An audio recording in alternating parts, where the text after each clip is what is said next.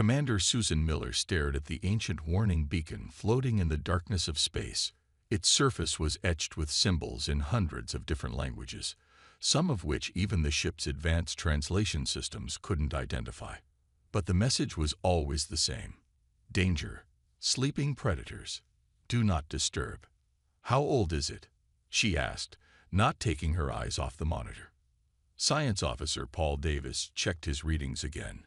At least 10,000 years, Commander. And it's not the only one. We've detected a network of these beacons forming a boundary around this entire sector. Susan frowned.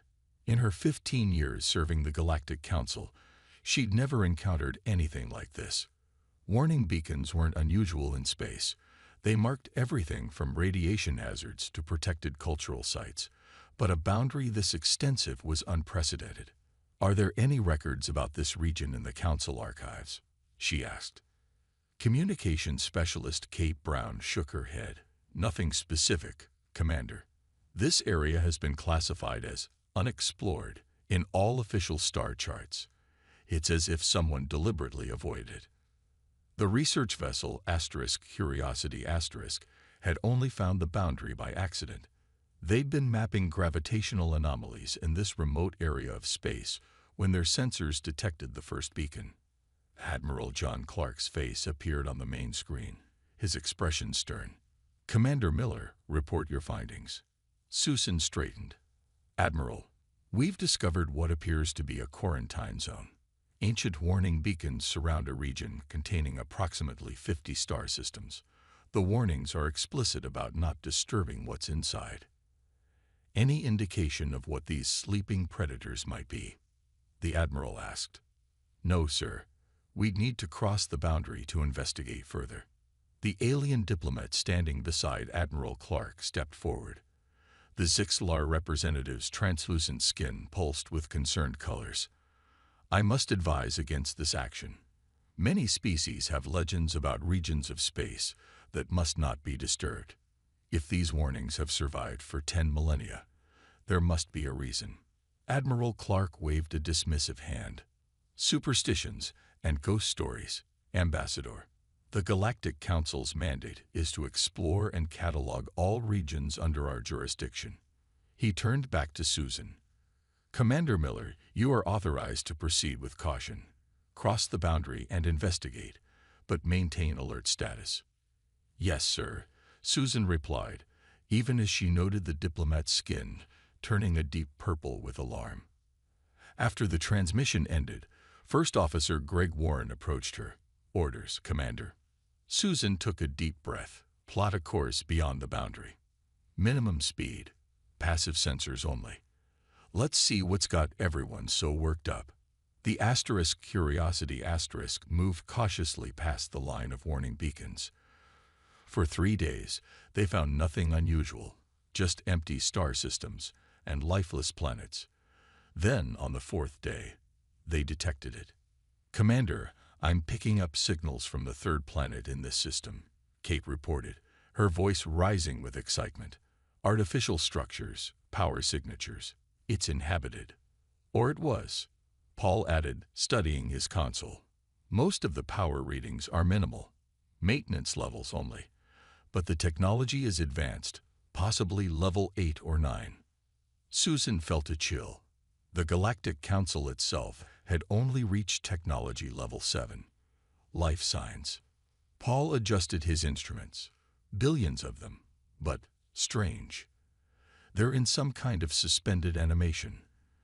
The entire planet is covered with stasis fields. The main screen showed an image of a blue-green world, its surface dotted with the geometric patterns of cities. It was beautiful, pristine, and completely silent. I found something in the orbital satellites, Kate said. They're still functioning.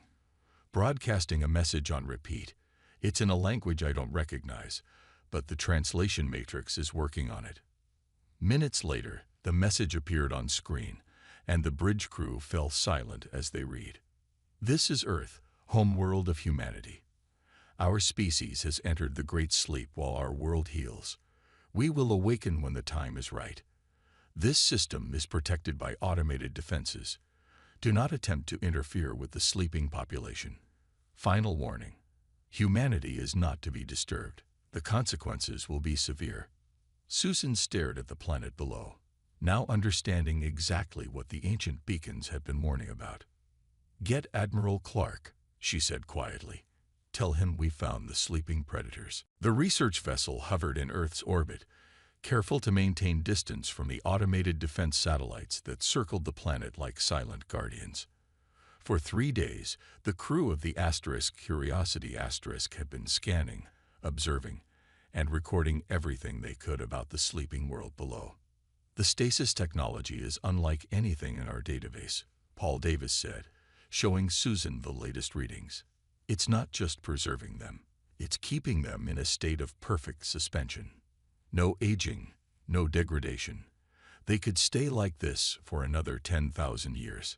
Susan looked at the images of human cities. They were clean, orderly, and completely empty on the surface. Scans showed the humans themselves were housed in vast underground complexes, each containing millions of sleeping bodies. "And you're certain no one is awake?" she asked. "Just maintenance systems and defense protocols," Kate Brown replied. "From what we can tell from their satellite data, they initiated this great sleep voluntarily. Their historical records indicate severe environmental damage and resource depletion. They chose to sleep while automated systems repaired their planet." Lieutenant Lisa Mitchell, the engineering specialist, looked up from her console. "Commander, I've identified what appears to be a primary control facility near the northern continent. If we wanted to learn more about their awakening protocols, that would be the place." Susan hesitated.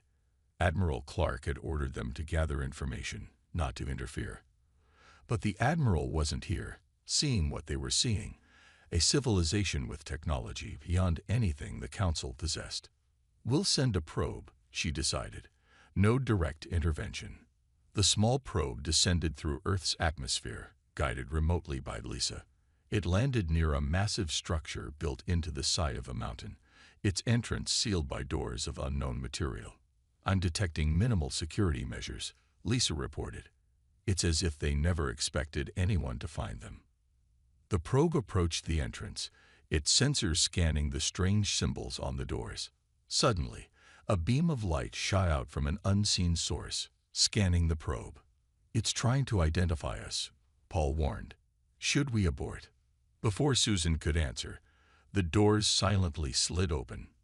"There, inviting us in," Kate wondered. The probe entered a vast hall filled with dormant control stations. At the center stood a holographic projector that activated as the probe approached. A human figure appeared, a man wearing what looked like a military uniform. "Greetings," the hologram said in perfect galactic standard. "This is an automated response to non-human contact. If you are receiving this message, you have discovered Earth during the Great Sleep."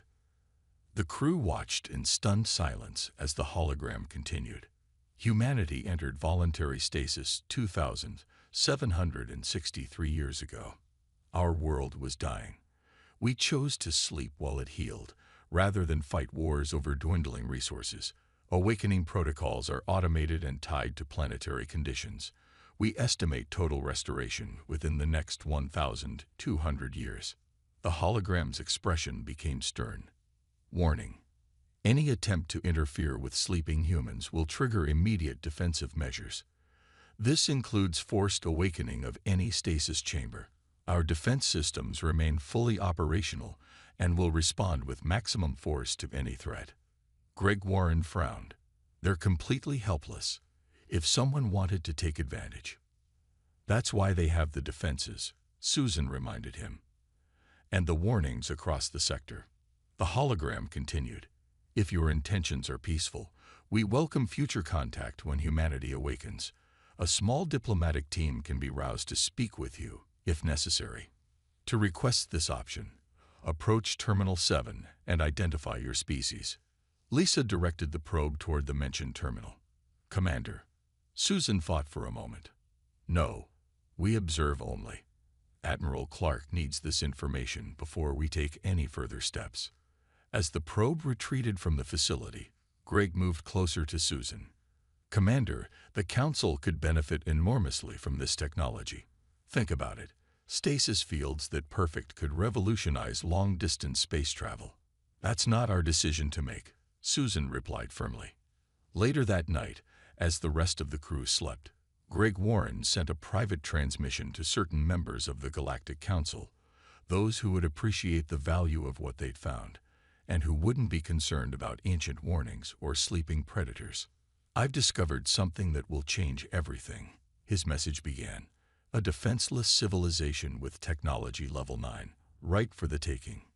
In the emptiness of space, the warning beacons continued their silent vigil, unaware that their message had already been ignored. The Grand Chamber of the Galactic Council buzzed with excited conversation. Delegates from 100 different worlds leaned forward in their seats as Admiral John Clark presented the findings from Earth. Behind him, massive screens showed images of the sleeping human cities and their advanced technology. "As you can see," the Admiral concluded, "this presents an unprecedented opportunity. A civilization with technology far beyond our own, currently in a helpless state. We can study their achievements and adapt them for our own purposes." Chancellor Vexturian, the squid-like leader of the Council, raised one of his tentacles. "What about these warnings? The beacons placed around their territory?" Admiral Clark waved dismissively. "Primitive precautions from a bygone era. Our analysis suggests the humans have no means to detect our presence if we proceed carefully." In the back of the chamber, Commander Susan Miller watched with growing unease. She had been summoned to provide testimony, but found herself largely ignored after Greg Warren's detailed report. Now she stepped forward. "Chancellor, with all due respect, the warnings were clear. The humans have automated defense systems that will activate if we disturb them. We should establish a quarantine until they awaken naturally." Greg Warren quickly stepped in. "Commander Miller's concerns are noted, but exaggerated. Our technical analysis shows we can bypass their security systems. We need not wake them at all. Merely study their technology while they sleep." The Zixlar ambassador's skin flashed warning colors. "My people have ancient stories about a violent species that once dominated this region of space. If these are the same beings, we would be wise to heed the warnings." Chancellor Vexturian's upper body swayed as he considered. Politics weighed heavily on his mind. Those who controlled such advanced technology would have tremendous advantage in the Council. "We will proceed with colonization," he announced finally, "but with caution. A research outpost only, minimal personnel. No humans are to be awakened." He turned to Admiral Clark. "You will oversee this personally." Susan tried once more. "Chancellor, I strongly advise against." "Your concerns are noted, Commander Miller," the Chancellor interrupted. "You are dismissed from this assignment. Admiral Clark will select a new team." 3 weeks later, the first colonization fleet arrived in Earth orbit. 12 ships carrying scientists, engineers, and security personnel. Their mission: establish a research base and begin studying human technology. Lisa Mitchell watched from a viewport as the ships began landing procedures. After Susan's dismissal, Lisa had been reassigned to the Colonial Expedition because of her engineering expertise. She didn't like it, but orders were orders. Impressive, isn't it? Greg Warren appeared beside her.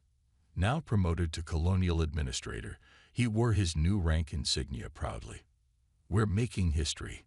Lisa said nothing, merely nodding. She had a bad feeling about all this. The first research base was established in what had once been called North America, near one of the major stasis facilities. Teams worked around the clock to understand the human technology without triggering any alarms. "Their power generation alone could revolutionize our fleet," said Chief Scientist Rulick, his antennae twitching with excitement as he studied the data. "And these stasis fields, the applications are endless." Administrator Warren walked through the base, pleased with the progress. "What about the security systems? Any problems?" "We're bypassing them carefully," said Security Chief Vincent. "The main challenge is the integrated nature of their systems. Everything is connected. In the main laboratory, A team of scientists had managed to access one of the smaller human facilities. Inside, they found rows upon rows of stasis pods, each containing a sleeping human. "Look at this one," said a scientist, pointing to a pod with different markings. "The uniform suggests military, and these readings indicate higher brain activity than the others." "Can we open just this one?" asked another. "Study a specimen up close." The security chief hesitated. "Our orders are clear. No awakening." "We wouldn't wake it," the scientist assured him. "Just a quick examination, and then return it to stasis. The system has manual overrides." They should have listened to the warnings. As they attempted to override the pod's controls, an alarm began to sound, quiet at first, then building in intensity. Red lights flashed throughout the facility. "What's happening?" Administrator Warren demanded, rushing into the lab. The security chief's face had gone pale. "They've triggered something. The pod. It's beginning an awakening sequence." In his stasis pod, Colonel Frank Harris's eyes snapped open for the first time in 2,763 years, and he was not happy about it. Colonel Frank Harris felt the burning sensation of oxygen filling his lungs for the first time in millennia. His mind cleared quickly, military training kicking in despite centuries of sleep. The stasis wake-up protocols fed information directly into his brain, updating him on the situation. Intruders, alien life forms, unauthorized access to human facilities. He kept his eyes shut, listening to the panicked voices around him. "Shut it down," someone was shouting. "Put it back to sleep." "I can't. The system is locked. It's activating other pods in this section." Frank opened his eyes. 5 strange creatures stood around his pod, their appearance unlike anything in human records. Behind them, he could see more stasis pods lighting up, their status indicators changing from blue to green. The aliens froze when they saw him looking at them.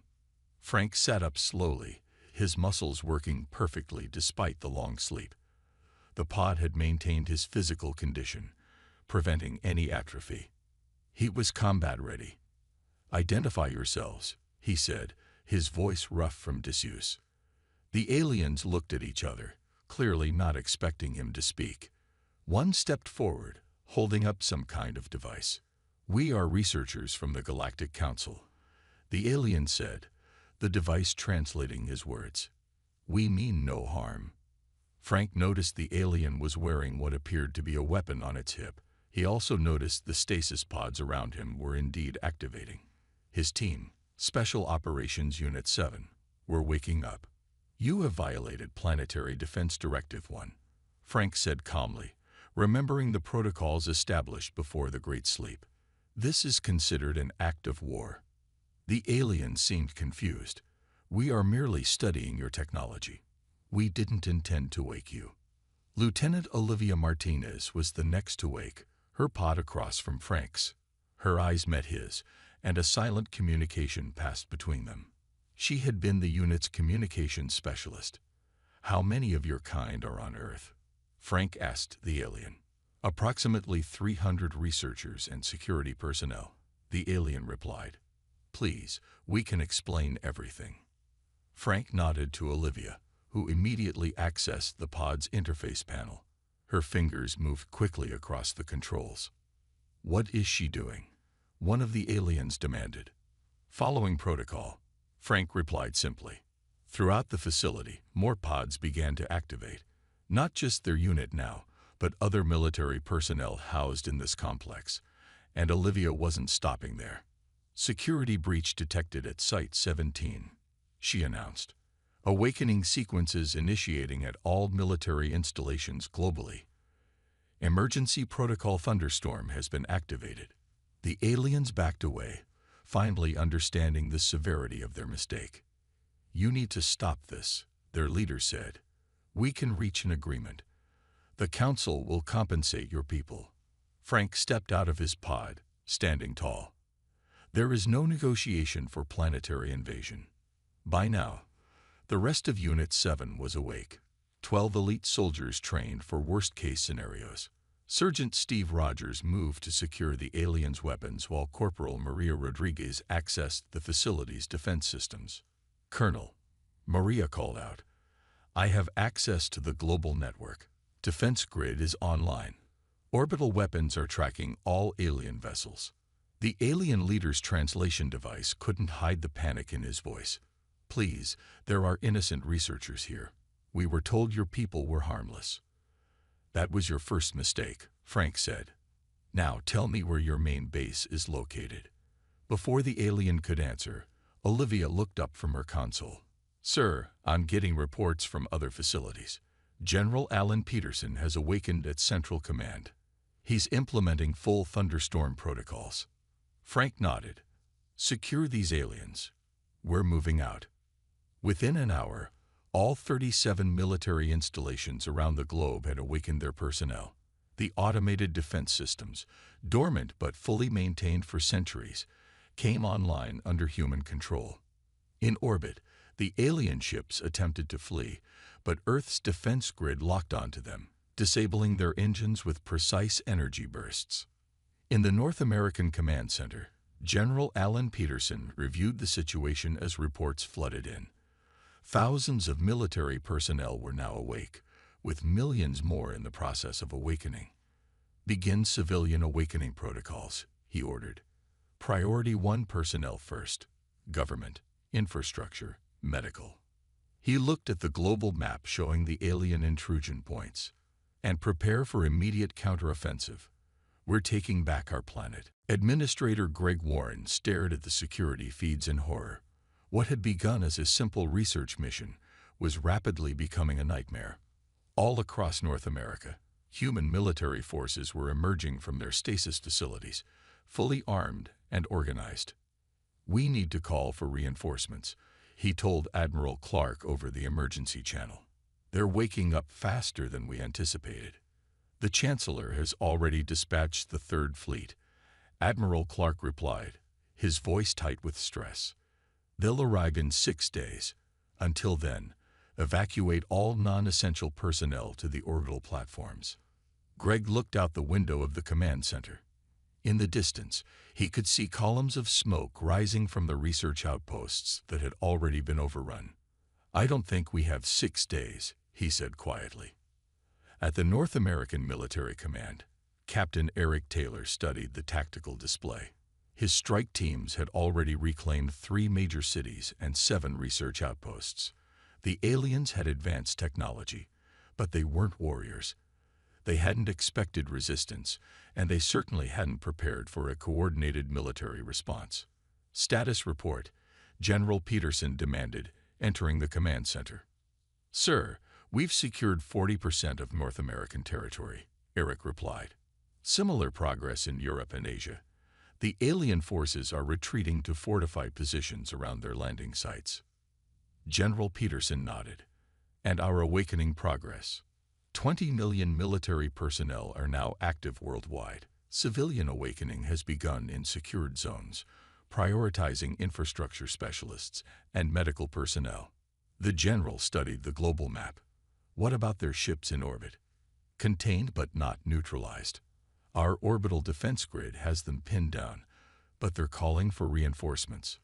General Peterson's expression hardened. "Then we need to be ready when those reinforcements arrive. Activate the Deep Space Monitoring Network. And wake up Chief Strategist Diane Foster. We'll need her expertise." In the secure bunker beneath what had once been the Rocky Mountains, Diane Foster reviewed the data on the Alien Galactic Council. Military intelligence had been collecting information from captured aliens in their databases. "They've never faced anything like us," she told the assembled officers. "Their species evolved through cooperation, not conflict. Their technology is impressive, but their tactical thinking is limited." She pulled up a star chart showing the approaching alien fleet. "They're sending warships, but they're predictable. They'll emerge from faster-than-light travel here, at this navigation point. That's where we'll hit them." "With what?" someone asked. "Our fleet is still in storage." Diane smiled. "Not all of it. High above Earth, hidden in the shadow of the moon, The orbital defense platform Sierra activated for the first time in millennia. It was one of 12 such platforms, each housing a battery of long-range energy weapons designed specifically for space combat. The humans had built them before the Great Sleep, positioning them strategically throughout the solar system. On the platform, the newly awakened crew worked quickly to bring all systems online. Commander Linda Garcia checked the targeting systems one last time. "Weapons hot. Ready on your command," she reported to Earth Command. 6 days later, the Galactic Council's Third Fleet emerged from faster-than-light travel exactly where Diane had predicted. 30 warships, the pride of the Council's navy, prepared to rescue their research teams and teach the humans a lesson in humility. They never had a chance. The moment they appeared, all 12 defense platforms opened fire simultaneously. Precisely targeted energy beams cut through the alien ship shields as if they weren't there. The human weapons were beyond anything the Council had encountered before, the product of a species that had evolved through constant warfare.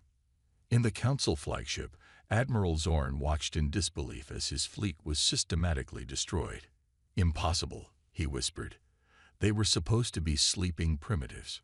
His communications officer turned to him, panic evident in all 4 of his eyes. "Admiral, we're receiving a transmission from Earth." On the screen, General Peterson appeared, his expression stern. "This is Earth Defense Command to invading forces. Your fleet has been neutralized. Surrender immediately or face complete destruction." Admiral Zorn looked at the tactical display, showing the remains of his once proud fleet. Out of 30 ships, only 7 remained intact. "The Council will not accept this," he said defiantly. "The Council," General Peterson replied coldly, "should have respected the warnings." 1 month after the first human awakening, Earth had changed dramatically. Cities hummed with activity as millions of civilians emerged from stasis each day. Advanced automated systems, maintained perfectly during the long sleep, helped manage the transition.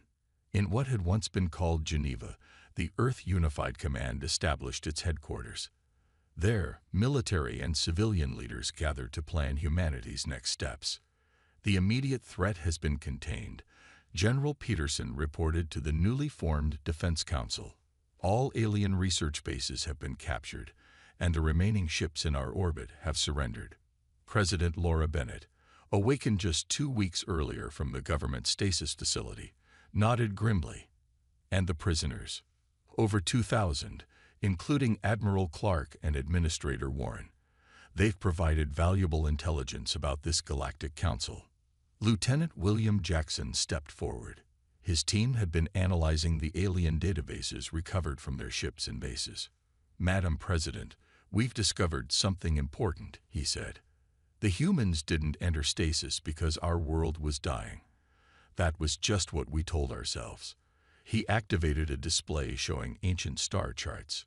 "Our ancestors detected alien civilizations centuries ago. The Great Sleep was a strategic decision." The room fell silent as everyone absorbed this revelation. "Are you saying our ancestors knew about aliens?" President Bennett asked. William nodded. "Not just knew about them. They studied them extensively. They realized humanity wasn't ready for contact. We were too aggressive, too divided. The Great Sleep served 2 purposes.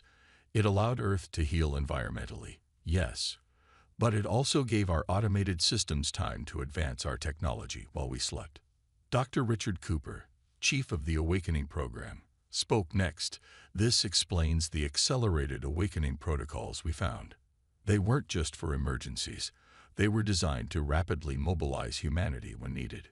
President Bennett turned to Admiral Sharon White, commander of Earth's fleet. "What's the status of our space capabilities?" Sharon smiled slightly. "Better than we thought. Hidden bases on Mars, Europa, and Titan have been maintaining our fleet. We have over 300 warships ready for deployment, with more being prepared daily." The president looked surprised. 300? How is that possible?"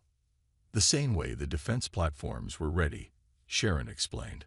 "Automated systems have been building and upgrading our fleet for centuries, following plans laid out before the sleep. Our ancestors prepared for this moment. In the detention center beneath the headquarters, Greg Warren sat in his cell, still struggling to understand how everything had gone so wrong.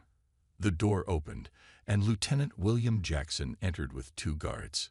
"The council will retaliate," Greg warned immediately. "You've seen only a fraction of their power." William placed a tablet on the table. "Actually, we've been going through your databases. The council isn't as powerful as you believe.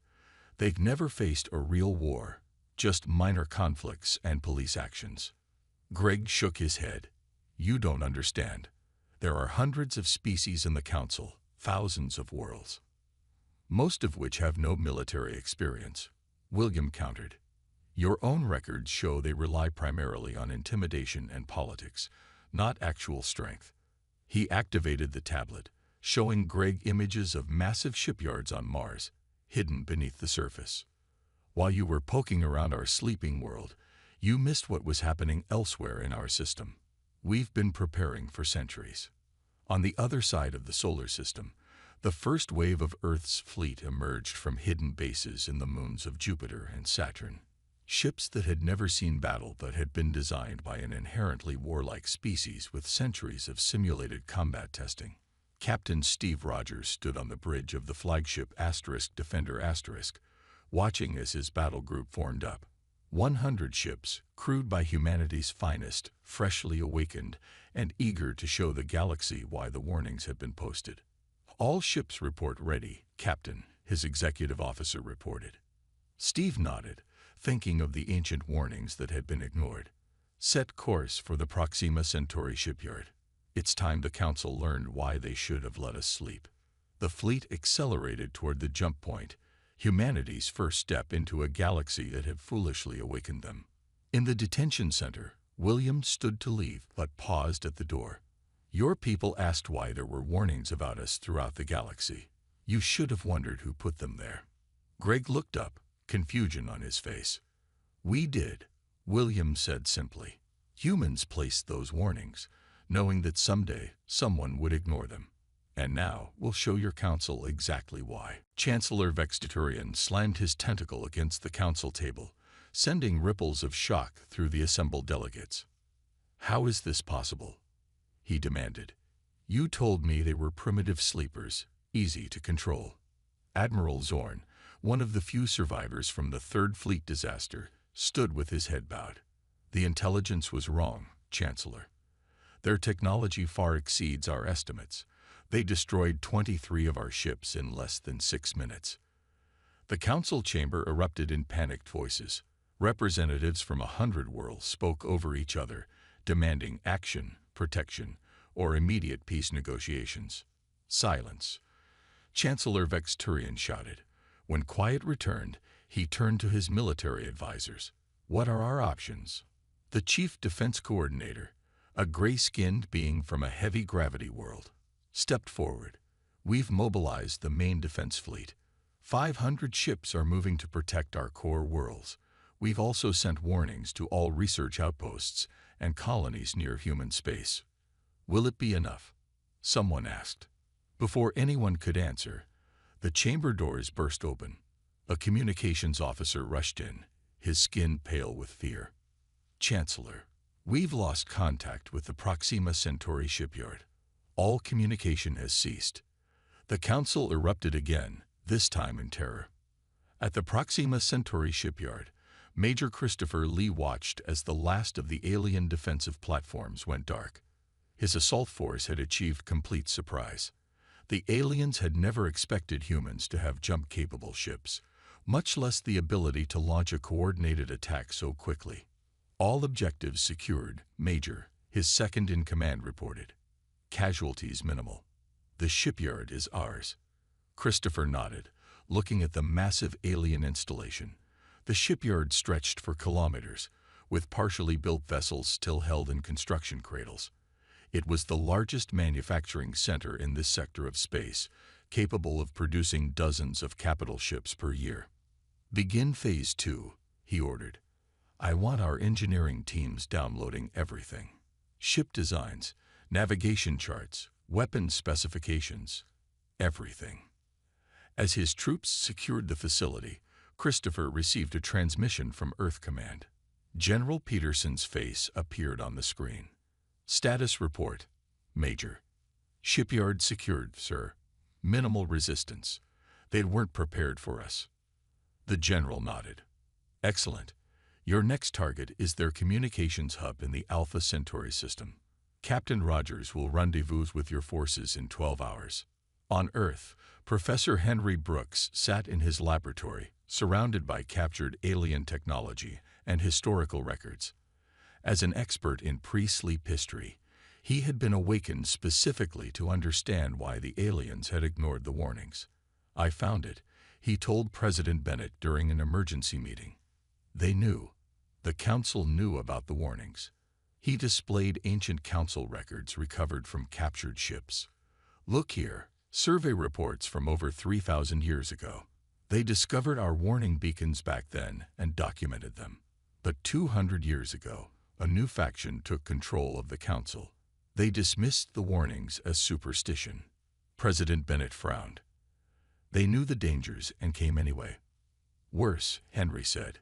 They knew we were here, in stasis, and saw it as an opportunity. Their plan was to study our technology, replicate it, and establish themselves as the dominant power before we ever woke up. The president's expression hardened. Then they deserve what's coming.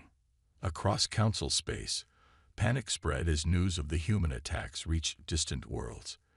The species that comprised the Galactic Council had lived in relative peace for millennia. Their conflicts were political, not military. They had forgotten what it meant to face an enemy evolved through constant warfare. The human fleet, now divided into strike groups, hit targets across Council space. Communications hubs, defensive installations, shipyards, all fell with frightening efficiency. The Council's defensive fleets, impressive in size, proved inadequate against humans' superior tactics and technology. On the bridge of the Defender *, Captain Steve Rogers studied the tactical display showing their next target, the primary Council naval base at Sirius. They're gathering their forces, his tactical officer reported. Nearly 200 ships. Steve nodded, remembering Earth's history lessons about ancient naval battles. They're making the same mistake Admiral Yamamoto made at Midway. They're concentrating their forces where they think we'll attack, leaving their command and communication structures vulnerable. He opened a channel to the other captains in his battle group. Change of plans. We're bypassing Sirius. Set course for Taw City, the Council capital. It's time to end this. The Taw City system glowed with the light of thousands of ships. The Council had gathered every available vessel to defend their capital world. They were arranged in precise formations, following textbook defensive patterns taught in their academies for generations. They never stood a chance. The human fleet didn't emerge where expected. Instead of using the main jump point, they appeared at multiple locations simultaneously, using jump technology more advanced than anything the Council possessed. Captain Steve Rogers led the main assault group directly toward the capital planet, while supporting squadrons targeted defensive platforms and communication arrays. On the Council capital world, Chancellor Vexturian watched in horror as the defensive fleet broke apart under the human assault. Their ships moved in unpredictable patterns, concentrating fire on key targets before scattering again. It wasn't just their technology that was superior. It was their thinking, their willingness to take risks no Council commander would consider. Evacuate the Council chambers, he ordered. Prepare my ship. But it was too late. Human forces had already secured the orbital platforms. There would be no escape. 3 hours later, Captain Steve Rogers stood in the Grand Council chamber, surrounded by his officers and the captured Council leadership. The massive room, designed to impress with its size and opulence, now felt like a tomb for a dying empire. You have destroyed centuries of peace, Chancellor Vexturian said bitterly. The Council maintained order across 1,000 worlds. You violated our sovereignty, Steve replied calmly. You ignored clear warnings and invaded our world while we slept. Did you really expect no consequences? Before the Chancellor could respond, the chamber doors opened. Chief Diplomat Karen Phillips entered, followed by her team. In the month since awakening, she had been studying council records, preparing for this moment. "Captain Rogers," she nodded. "I'll take it from here." Karen approached the council table, her expression serious but not unkind. "I am authorized by President Bennett to offer terms." The Chancellor's tentacles writhed in agitation. "Terms? You destroy our fleets, invade our capital, and now offer terms?" "Yes," Karen said simply, "because unlike you, we understand the value of peace. Real peace built on mutual respect, not dominance and exploitation." She activated a display showing a map of council space with human-controlled territories clearly marked. "These sectors will now form a buffer zone between our civilizations. The Council will withdraw all military forces from these regions. All research outposts studying human technology will be dismantled, and you will return any information already gathered about our people." "And if we refuse?" the Chancellor asked. Karen's expression didn't change. "Then Captain Rogers continues his campaign." The room fell silent as the council representatives looked at each other. They had no choice, and they knew it. 1 month later, General Daniel Murphy stood on the observation deck of the new human outpost at Alpha Centauri. Below him, construction ships were building Earth's first official colony in another star system. It was the beginning of humanity's expansion into the galaxy. His communication officer approached. "Sir, we're receiving a transmission from Earth. President Bennett is about to address the people." On billions of screens across Earth and the newly established colonies, President Laura Bennett appeared. Behind her stood the leaders of humanity's unified government. "Citizens of Earth," she began, "today marks 3 months since we were awakened from the Great Sleep. In that time, we have secured our world, established control over our solar system, and made it clear to the galaxy that humanity is not to be trifled with." She paused, her expression softening slightly. "But the purpose of the Great Sleep was never dominance. Our ancestors foresaw a time when humanity would need to be united, when our technology would need to advance, and when our planet would need to heal. They gave us the gift of time." The camera pulled back, showing a group of alien representatives standing to one side. "Today, I am pleased to announce that 6 former Council worlds have requested alliance with Earth. They recognize our strength, yes, but also our commitment to justice. Together, we will forge a new order in this region of space, one based on respect and cooperation." In the detention center beneath Geneva, Lieutenant William Jackson visited Greg Warren one last time. The former administrator had been cooperative, providing valuable information about Council operations. "You're being released," William told him. "You'll be returned to Council space along with the other prisoners." Greg looked surprised. "Just like that? After everything that happened?"